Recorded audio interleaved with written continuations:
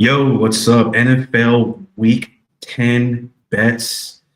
Parlay Profit Club. You already know who it is. Justice 2.0 in the building. And it's going to be a solo show. But if you guys are just in it for the facts, if you guys just want the picks straight up for tomorrow, you're in the right place. Like, comment, subscribe. You never know who's going to come through, man. Shout out to the Universe Galaxy. Super big basketball fan came through, had a nice chat with us last week about Michael Jordan fans and why they're the worst in basketball. It's a good chat, good conversation. So definitely check that out and subscribe for more if you guys do like that type of content. Now, without further ado, we got NFL football tomorrow. Love NFL football. This is where most bettors make all their money, including Vegas. And so you already know what we're trying to do. We're not trying to outsmart the market. You know what I'm saying? We're not trying to, try to figure out, who's going to win all the spreads or whatever. I'm trying to make money, bro. Money. I'm trying to make that shit, trying to make cash, cheddar, whatever you want to call it. That's what we're trying to do. So without further ado, I'm going to lay out a script for you guys and try to see how we should play this week. So let's go ahead and jump in.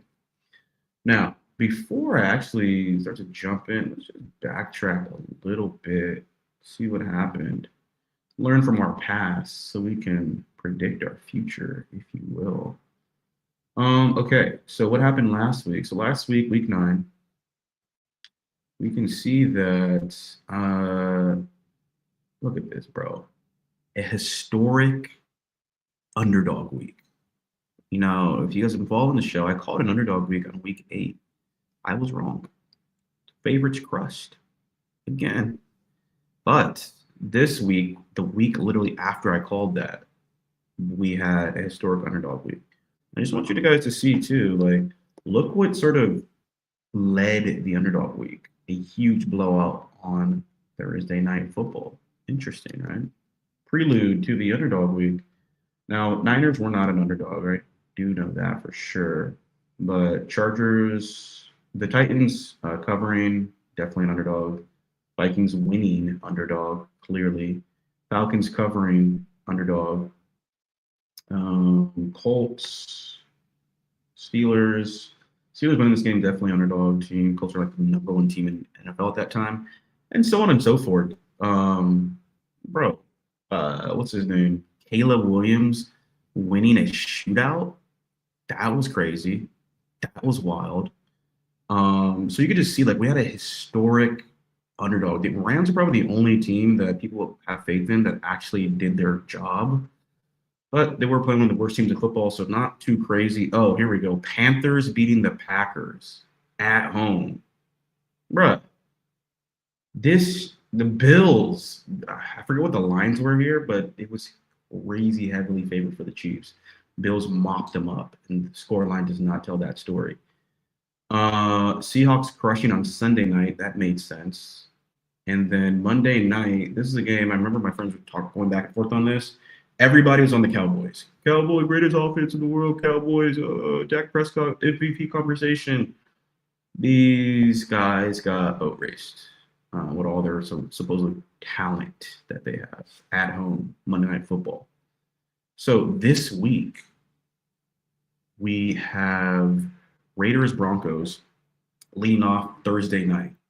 Now, again, we just saw Thursday night could easily sometimes be a precursor to what's about to happen for the rest of the week. It's almost like a rug pull sort of setup, right? Because think about this, right? We're all smart football fans here. We just saw what happened on Thursday night. So, no, let's go back. Historic underdog week. Even if and a lot of times what Vegas does, they're not really betting money line. They're betting against the spread. That's where usually the real bets lie. So even though like certain teams didn't win outright, for the Falcons to even cover the spread is technically like an underdog win in a sense. So coming into the Broncos Raiders, this is kind of a continuation of the vibe from last week, right? Underdogs overperforming, which is a nice setup because now everyone's expecting, okay, with the lines as close as they are this week, Let's just go over here to look at the lines. Look at this, -6 for Colts Falcons, -4 for Bears Giants. The lines are very close. So after a week of fairly close games, the average person would assume like, oh yeah, like if I'm gonna bet against the spread, I'm expecting the games to be close again. And that's the perfect setup for the opposite, which would be blowouts. Crazy, crazy favorite blowouts.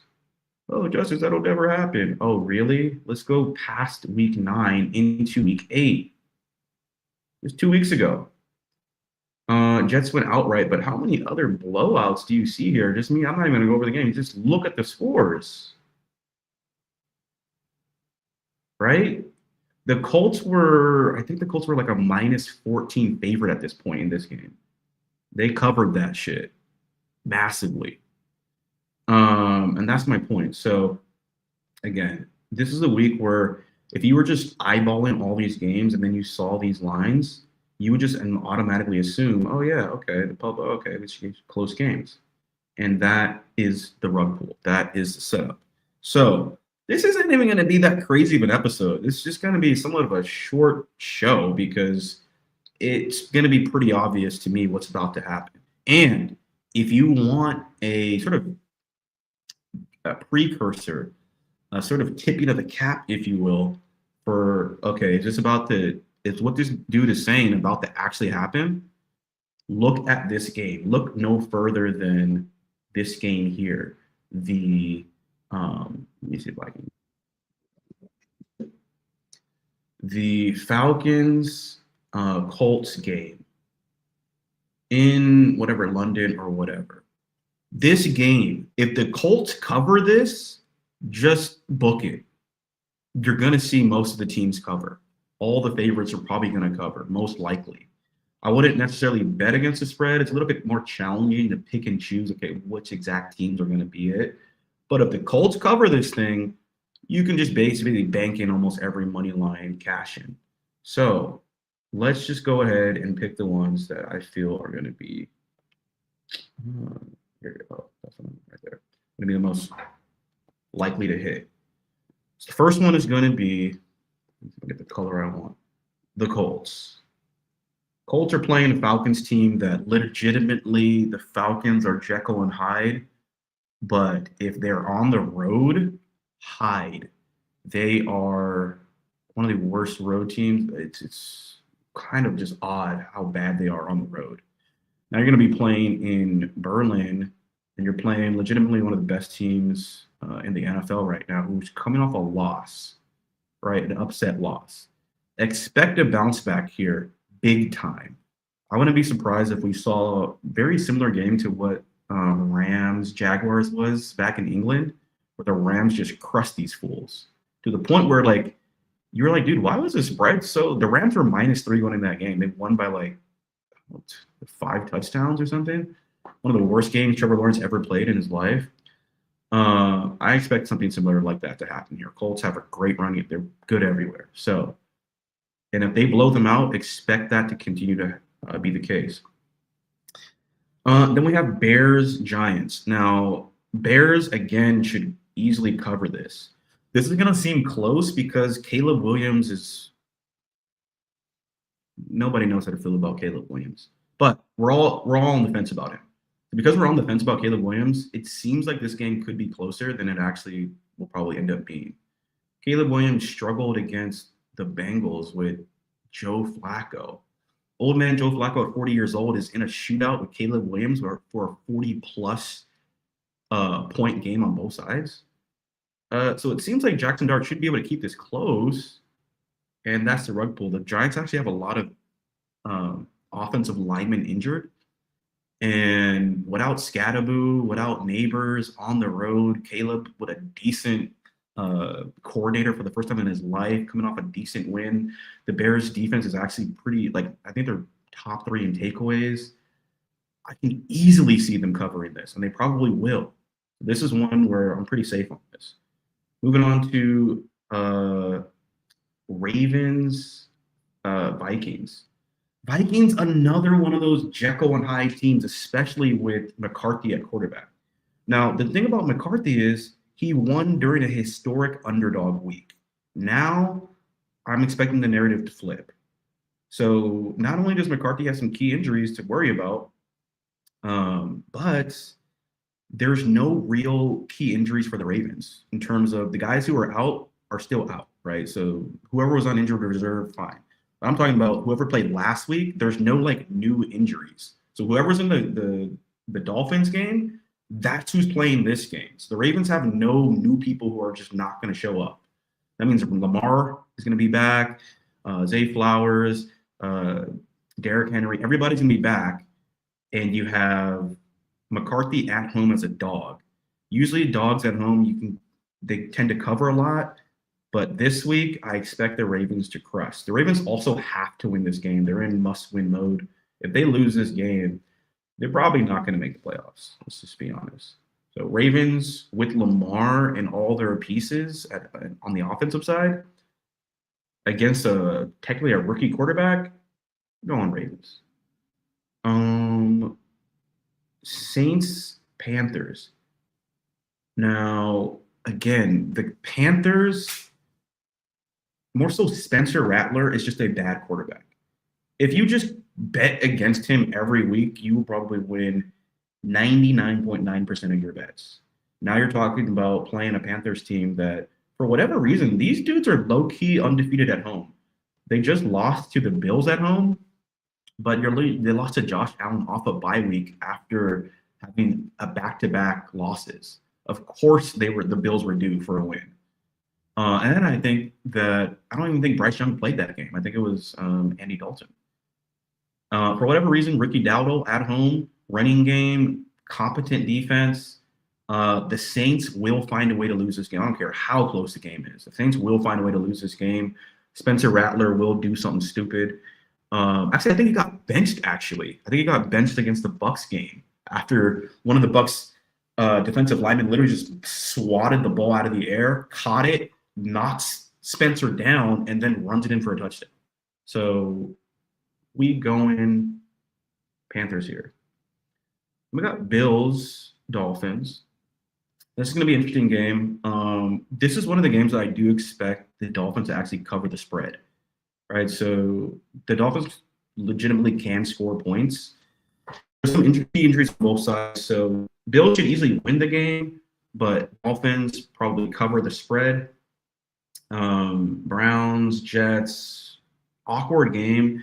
Jets just fire sold all their players, so I do expect the Browns to sort of cruise to a victory. 2 points is an easy spread to cover, so they should be able to probably cover that by a touchdown or so. Jaguars, Texans looks like it should be close, but without CJ Stroud, the Texans don't really have much of an offense. So the Jaguars might actually blow them out in this game, which seems kind of odd. Patriots, Bucks, this is a game where it seems like it's going to be pretty even on its face, but without Ramondre Stevenson, do you really think that the Patriots have a chance? So I'm going to go Bucks here at home. Baker Mayfield, they have enough pieces. Ramondre Stevenson, most people don't understand how much the run actually sets up everything else. If you just take the run game out completely and all we have to do is just, sit back and just, in like a zone or something, it's very difficult for the quarterback to find open men, especially when you have a bunch of mediocre receivers like the Patriots do, and you're facing a decent pass rush. Also, this is the same Drake May that had like 5 turnovers against the Steelers and was very turnover prone earlier in the season. Same guy. So I don't expect that to improve when you take away his run game. Cardinals, Seahawks. Cardinals, decent win against the Cowboys. But now you're facing legitimately one of the best defenses in the NFL. Expect the Seahawks to roll easy at home. Sam Darnold versus a backup quarterback. They should easily almost blow them out, to be honest. Rams, Niners. Now, this is a really small spread for this sort of game. The one thing I'll say, without even going into any of the stats on how probably the Rams are looking like the greatest show on turf right now, Stafford up for MVP, Puka Nacua, best receiver in the league, not even talking about any of that shit. Just literally, the Niners just beat them a couple weeks ago on a controversial Thursday night upset. Now you're telling me they're about to sweep a Super Bowl contender for in division when they're red hot? Just on as I say that, you already know it's not going to happen. There's no way Mac Jones in an injured, hobbled Niner team is going to sweep a Super Bowl contender in their division. It just don't make sense. I'm pretty sure Kyron Williams is not going to get punched in the face again and drop a touchdown and fumble a touchdown pass. So Rams are easily going to cover this. Expect almost a blowout sort of situation, to be honest. The Commanders don't have their quarterback anymore. I'm pretty sure McLaurin's not back. They have the oldest team in the league. You're facing a Lions coming off of an upset loss. Expect the Lions to eat this game. Also, the Lions have one of the biggest spreads too, which Vegas is kind of tipping their hand that they know these boys are about to score some points. Now look at this. Look at this board, bro. Look at the board. Do you see me picking any underdog? Like legitimately, I've made a case for as to why every single favorite should just legitimately just crush, which is kind of crazy. That's usually something that you wouldn't normally do. It's not really a sharp move to do that. But after a historic underdog week, this actually kind of makes sense. If you go back and look at week 8, you'll notice a bunch of blowouts. So this actually kind of makes sense. Which sets up the Sunday night game. If I'm correct on this, and if you're like, oh yeah, that one black kid on YouTube, he called all those favorite wins, and you didn't take my advice, right? This Sunday night football game, Pittsburgh Steelers against the San Diego Chargers, Los Angeles Chargers. Chargers favored by 2.5. Normally, Aaron Rodgers against a legitimate good team, watch quarterback theory. I would go against Aaron Rodgers and pick the other team. However, they said that Joe Alt, offensive lineman, drafted number 5 in the first round, is not going to be playing for the Chargers. Literally, when Joe Alt does not play, Herbert looks like a bust. Herbert turns into just a turnover machine constantly. Do you remember the Colts game? Colts Chargers, when the Colts just literally just ran through them, no Vaseline, and just did whatever they wanted when they want, no punts.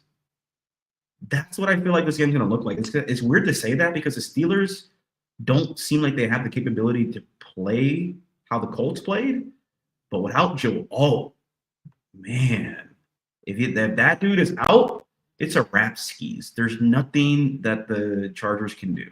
And that sounds weird because Joel's an offensive lineman. He's not like he's like a receiver or a quarterback or whatever, but like that's how important that position is. Also, because in theory, let's just say this actually plays out, because you had so many favorites win, the only thing that makes sense now would be that to correct all the favoriteness, because this is going to be a late night game, right? So everyone's going to see like, oh, okay, favorites are crushing. Chargers are probably going to crush too.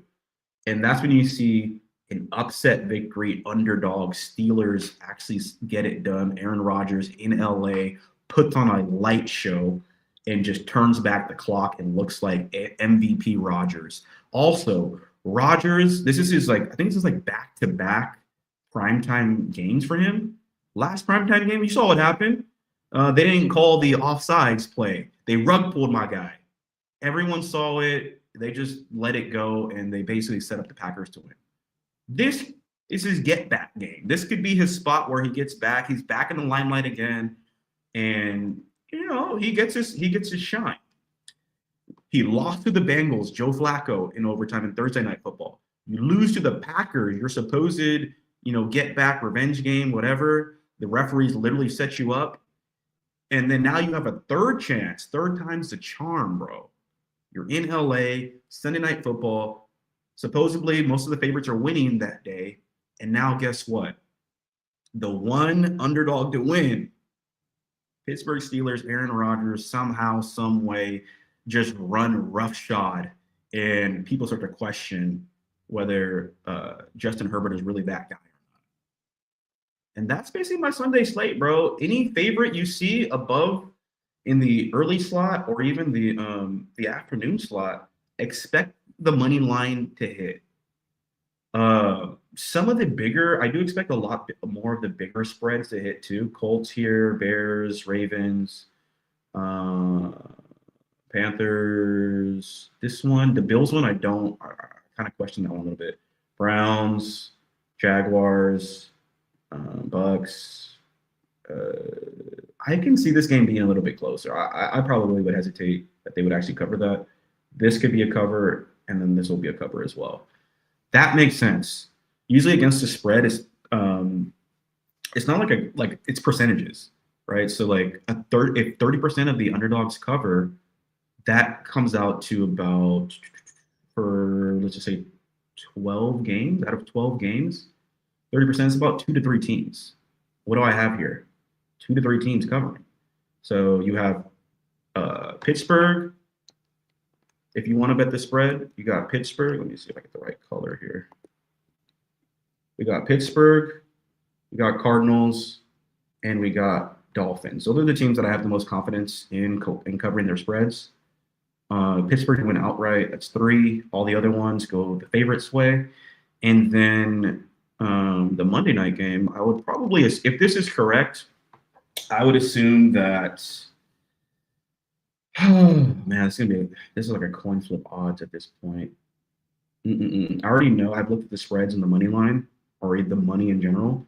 Everybody's on the Eagles. Everybody and their grandmama on the Eagles nuts right now, and for good reason. The Eagles got a lot of trades and whatnot. Packers at home.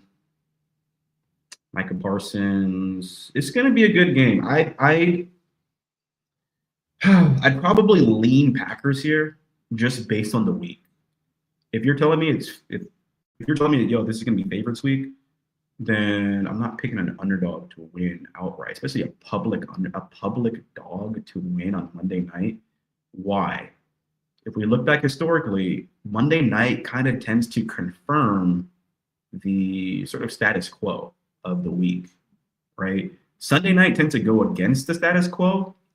Thursday night sets up the status quo, and Monday night usually confirms the status quo. So if you're gonna have a bunch of favorites covering, then I would assume that will continue on Monday night. Plus, if the Eagles are a public dog on favorites week, I mean, if a bunch of favorites are winning, usually Vegas not really making that much money, but they would crush on that game. That's going to be the one game where they really make all their money off of. It would be that Packers-Eagles game. And the Eagles, to be honest, for as much as they win, they are very sporadic. They look random every single week. You can have a week where like literally Saquon doesn't do anything. Adrian Brown doesn't do anything. At least the Packers are somewhat consistent. Like I know the Packers can score points. They have the youngest team in the NFL. They have a legit defense with Micah Parsons as your anchor. Jordan Love hasn't really made too many big mistakes, and he plays really well in primetime. So, yeah, I mean, that's a nice setup there if the week goes the way that it is, which basically means like if the Steelers, if you don't watch the games at all, if the Steelers beat the Chargers, expect the Packers to take this. If the Steelers do not beat the Chargers, then expect the Eagles to take Monday night. And that's all, bro. Keep it efficient, man. Keep it efficient. Don't need to kind of belabor the point.